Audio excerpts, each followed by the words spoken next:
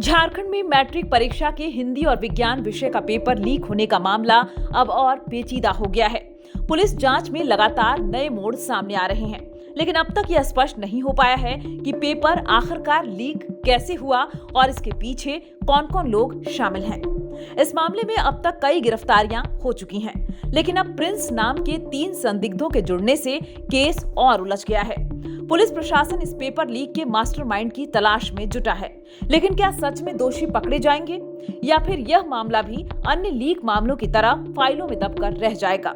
आइए जानते हैं इस पूरे घटनाक्रम की अब तक की पूरी कहानी। पेपर लीक केस की जांच में पुलिस ने देवघर के मधुपुर से एक संदिग्ध युवक को हिरासत में लिया है, जिसका नाम प्रिंस बताया जा रहा है।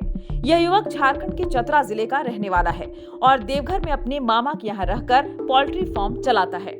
लेकिन सबसे बड़ा सवाल यह है कि क्या यही असली मास्टरमाइंड है या फिर इसके पीछे और भी कोई बड़ा खेल चल रहा है? हालांकि पुलिस की ओर से अभी तक इसकी आधिकारिक पुष्टि नहीं की गई है, लेकिन पूछताछ जारी है।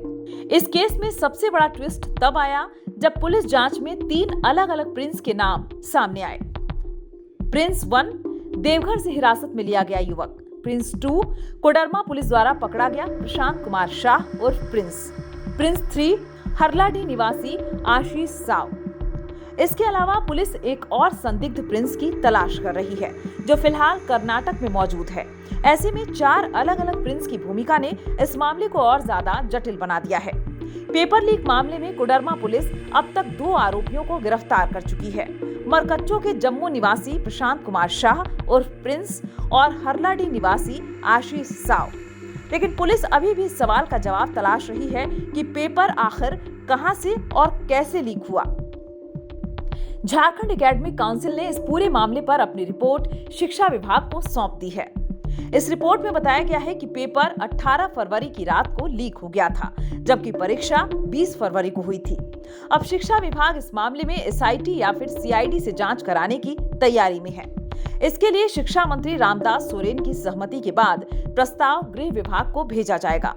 फिर मुख्यमंत्री की मंजूरी के बाद एसआईटी का गठन होगा या सीआईडी को मामला सौंपा जाएगा।